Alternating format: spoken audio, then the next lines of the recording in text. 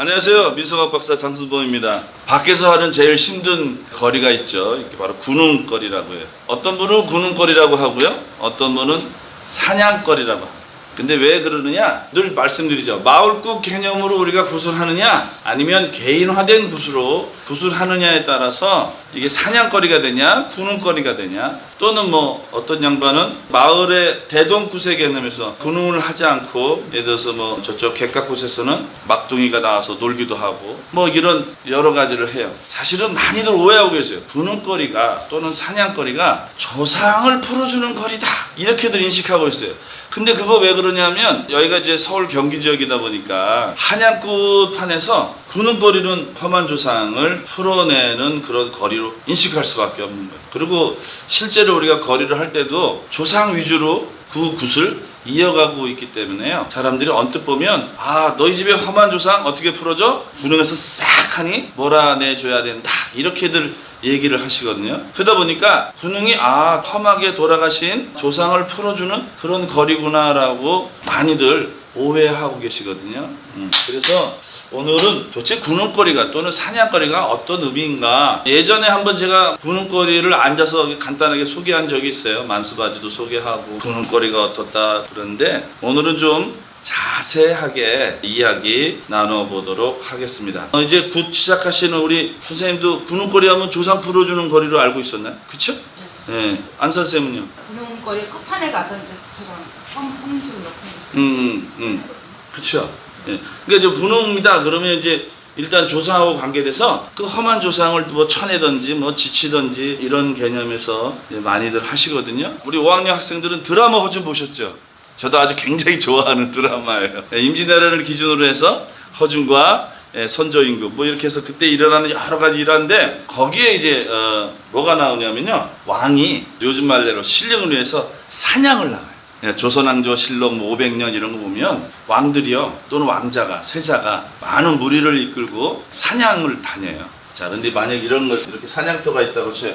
이건 요즘 말하면 국유지예요. 일반인이 들어가서 경작해도 안 되고요, 일반인이 들어가서 집을 져도 안 되는 아주 왕만의 전용 사냥터가 있어요. 왕이 이제 이렇게 있죠. 그러면 왕을 따라서 사냥 가는 사람이 문관이 있고 무관이 있을 거예요. 그런데 문관들의 옷은요, 모자만 장군 모자 같은 거를 쓰고, 옷은 거기 드라마에 보시면 한양 복색의 철립을 입어요. 그 보셨죠?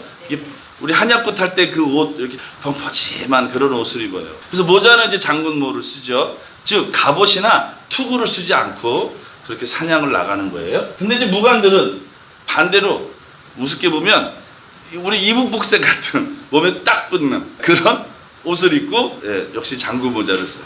문관과 무관의 차이가 있어요. 자, 그런데 왕이 가고 문관이 가든 무관이 가든 여기에 또 쫓아가는 식솔들이 있겠죠. 요리도 해야 되는 그런 사람들이 또 쫓아나가겠죠. 그래서 많은 무리들이 이렇게 나가겠죠. 그래서 사냥을 할 때 우리 만세바지 보면요, 사냥가요 사냥가요라고 하면서 뭐라 그래요? 몰입꾼 15명, 그 다음에 포수 15명, 사냥꾼 15명, 도합 45명을, 요거는 뭐예요? 이 식솔들이 아니고요, 무리배의 무리배.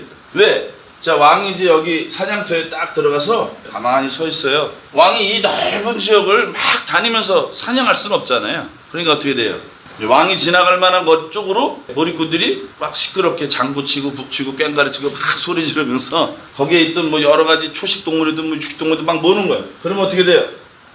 포수가 나타나면 한 방 쏘겠죠. 멧돼지 금방 죽지 않잖아요. 근데 한 방 쏴, 포수가 여기서 서서. 그 다음에 또 사냥꾼이 한 방 또 쏴. 그러면서 거의 죽을 방 하면 이제 그때 왕이 가서 마지막 카운트 펀치를 날리는 거예요. 이게 왕들의 사냥법이에요. 왜냐? 그럴 수밖에 없어요. 멧돼지나 큰 호랑이가 나타났는데 왕이 다치면 어떡합니까, 왕이? 이게 큰일 나는 거예요, 이게. 그러니까 어떻게 돼요? 미리 죽여놓는 거예요.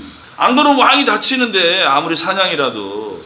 그래서 이런 몰입꾼, 포수, 사냥꾼을 거동하고 사냥을 나가죠. 그런데 왜 사냥을 나가죠, 우리가? 우리가 사냥 가서 잡아온 여러 가지 짐승들의 이육식은요, 왕한테 진상을 해요.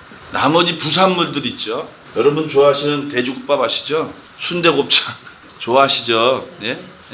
그런 게 이제 부산물이죠. 그건 누가 먹어요? 무리배들이 먹는 거예요. 우리가 이북구 전체를 보면 굳이 구분한다면 군웅 전까지가 소신령을 대접하는 솥굿이다 그랬어요. 이북굿이 참 짜임새가 잘 돼 있어요. 소신령을 대접하기 위해서 우리가 처음에 우리 신청울림이라는 걸 하죠. 마당에서. 그리고 안으로 들어가서 소신령을 대접 거리를 하죠. 그리고 다시 나와서 육거리를 하죠. 군웅거리를 한 다음에 그때부터 어떻게 돼요? 이제 2부 순서가 되죠. 육신령을 대접하는 그런 거리로 나눠주죠. 그래서 속굿과 육굿으로 나눠진다 이렇게 이야기하는 거예요. 더 재밌는 거는요. 우리 초부정 할 때요. 여러분들 초부정 아시죠? 우리 산거리 다음에 초부정 한다 그랬죠. 선생님들이 많이 아시죠? 가만히 보면요. 여자들이 등장하지 않아요.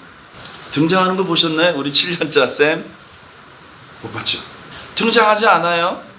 또 예를 들어서 조상 신장이 와서 놀더라도 갓수급 너희 집 할아버지 몇 대 할아버지인데 우리가 한량이다 막 이렇게 얘기하고 놀아도 할머니가 따라오지 않아요. 그럼 할머니들은 언제 모실까요? 어느 거리에서 모세요? 소신령에서 칠성에서 모시고 칠성에서 가만히 보면 거의 여성 위주의 신령들을 모시게 돼 있어요. 나눠져 있는 거예요. 초부정에서는 남성 신령 위주로 모시고 칠성에서는 대체적으로 여성 신령인데 남신령이라 할지라도 육식이나 여자를 좀 멀리 하시는 그런 남자분들이에요. 금욕주의를 표방하시는 그런 남자분들이 대체적으로 와요. 그래서 뭐 선간이나 도사나 대사나 이런 분들을 놀리죠. 칠성에서. 그래서 초부정이나 초가몽에서는 남성 위주의 신령이고 칠성에서는 여성성을 가진 분들이 많이들 우리가 대접하고 모시는 그런 거리가 칠성이 돼요. 그런데 자 똑같이 군웅에서도 사냥을 통해서 잡아온 고기를 대접할 때 온전한 고기류 육식은 왕한테 진상을 해요. 그 다음에 부산물은 거기에 동참했던 이 무리배들을 대접하기 위해서 먹는 거예요. 나머지 찌꺼러기 누가 먹어요? 오늘 몰입꾼, 포수, 사냥꾼들이 먹게 돼 있어요. 이 기준은 뭐예요? 마을굿의 기준이에요. 그래서 마을굿 가보면 군웅거리에서 절대 조상을 받지 않아요. 아니 생각해봐요. 내가 마을에서 굿을 하는데 특정 내 조상을 받아서 뭐 내가 왔다, 아이고 내가 속상하다, 원이 많다, 한이 많다 이런 얘기 못한다 이 말이에요. 그래서 마을굿에서는 굳이 얘기한다면 이 마을에 사고가 옛날에 크게 나가지고 젊은 청춘이 많이 죽었다든지 뭐 이렇게 한마디 하고 말겠죠. 각각의 조상을 실어서 뭐 얘기하지 않는다는 거예요. 자 그러면 이게 이제 마을굿의 기준이